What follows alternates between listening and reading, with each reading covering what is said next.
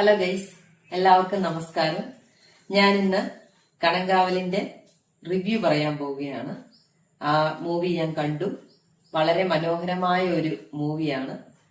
അതിലെ വില്ലനും നായകനും എല്ലാം നിങ്ങൾക്ക് അറിയാവുന്ന ആൾക്കാരാണല്ലോ.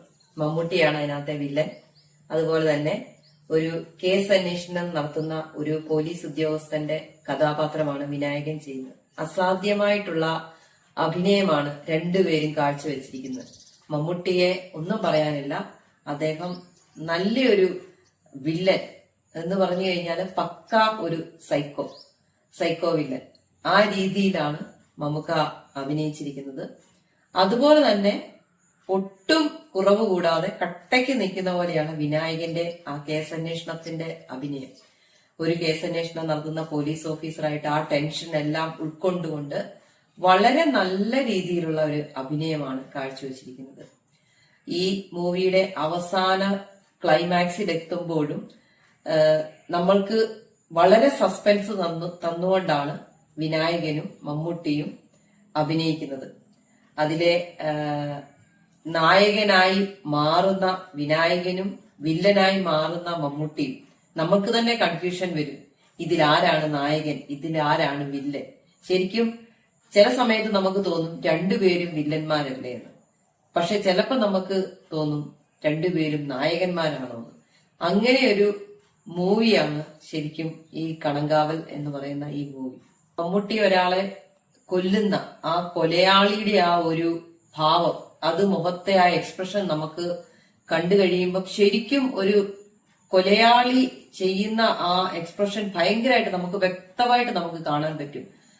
അതിനകത്ത് സിഗരറ്റ് വെച്ചിട്ട് ഒരാളെ കൊല്ലുന്ന ആ സമയത്ത് സിഗരറ്റ് വെച്ചിട്ട് മമ്മൂട്ടി കാണിക്കുന്ന ആ എക്സ്പ്രഷൻ എന്ന് പറയുന്നത് അത് ചിന്തിക്കാൻ പറ്റത്തില്ല. ശരിക്കും ഒരു സൈക്കോ ആയിട്ടുള്ള ഒരാൾ ചെയ്യുന്ന പോലെ തന്നെ ശരിക്കും സൈക്കോ ആയിട്ട് മാറുവാണെന്നാണ് എനിക്ക് തോന്നിയിട്ടുള്ളത്. എന്റെ ഒരു പേഴ്സണൽ ആയിട്ടുള്ള ഒരു അഭിപ്രായം വെച്ചിട്ട് എനിക്ക് അങ്ങനെയാണ് തോന്നിയിരിക്കുന്നത്.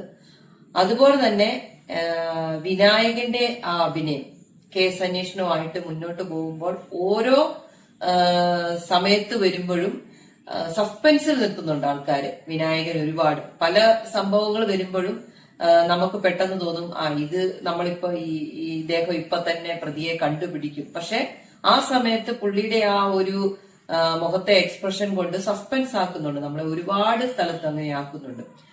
പിന്നെ മമ്മൂട്ടിയുടെ ഹെയർ സ്റ്റൈല്, മമ്മൂട്ടിയുടെ ആ ഒരു ലുക്ക്, പിന്നെ എപ്പോഴും ഉണ്ടാകുന്ന ആ നല്ലൊരു പാട്ട്, ആ റേഡിയോയിൽ ഇങ്ങനെ കേട്ടുകൊണ്ടിരിക്കുന്നത്, ആ ടേപ്പിൽ ഇങ്ങനെ കേട്ടുകൊണ്ടിരിക്കുന്ന ആ പാട്ടും വെച്ചുകൊണ്ടുള്ള ആ കുറെ സീനുകൾ, അതൊക്കെ ഭയങ്കര രസമായിട്ടാണ് തോന്നുന്നത്. പിന്നെ എനിക്ക് അതിനകത്ത് ഏറ്റവും കൂടുതൽ തോന്നിയിട്ടുള്ളത് ഒരാളെ കൊല്ലുന്ന ആ എക്സ്പ്രഷനും, പിന്നെ അതുപോലെ തന്നെ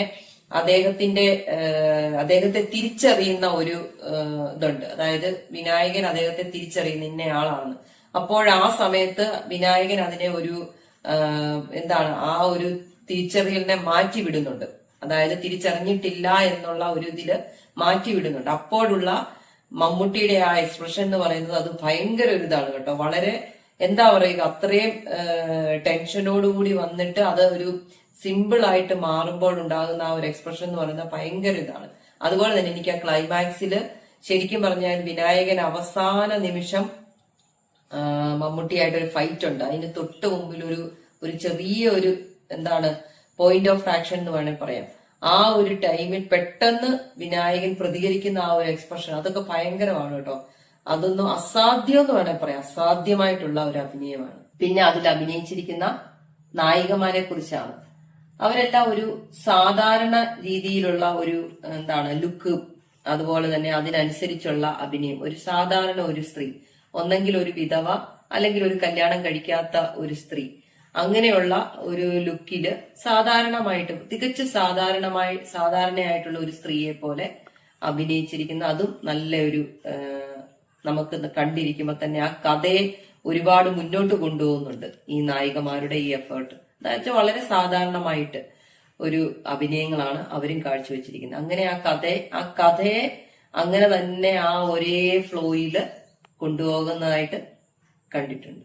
സിനിമയിലെ മറ്റൊരു പ്രത്യേകത എന്ന് പറയുന്നത് കഥാപാത്രങ്ങൾ ഇത്രയും കഥാപാത്രങ്ങളേ ഉള്ളൂ. അതായത് കൂടുതൽ റിലേഷൻ ഉള്ള കഥാപാത്രങ്ങളൊന്നുമില്ല. അമ്മ, അച്ഛൻ, ഫാമിലി, അങ്ങനെ കൂടുതൽ കഥാപാത്രങ്ങളൊന്നുമില്ല. അതുപോലെ തന്നെ ബാക്കിയുള്ളതെന്ന് പറഞ്ഞാൽ കൂടുതൽ സീനുകളാണ്. കൊലപാതകത്തിന്റെ സീനുകൾ, അതുപോലെ ബാക്കി മുഖത്തുള്ള എക്സ്പ്രഷനോ അതുപോലത്തെ സീനുകളാണ് പിന്നെ കൂടുതലായിട്ട് ഇതിനകത്ത് ഉണ്ടായിരുന്നത്. ഇനി ഈ സിനിമ കാണാത്തവരുണ്ടെങ്കിൽ പോയി കാണുക. നല്ല മൂവിയാണ്, എല്ലാവർക്കും ഇഷ്ടപ്പെടും. അതുപോലെ തന്നെ നല്ലൊരു കഥയും ഉണ്ട്. വീഡിയോ എല്ലാവരും കാണുക. നിങ്ങളുടെ അഭിപ്രായങ്ങൾ, വിലയേറിയ കമന്റുകൾ രേഖപ്പെടുത്തുക. അതുപോലെ സബ്സ്ക്രൈബ് ചെയ്യുക, ഷെയറിംഗ് ചെയ്യുക, ലൈക്കും ചെയ്യുക. Bye bye.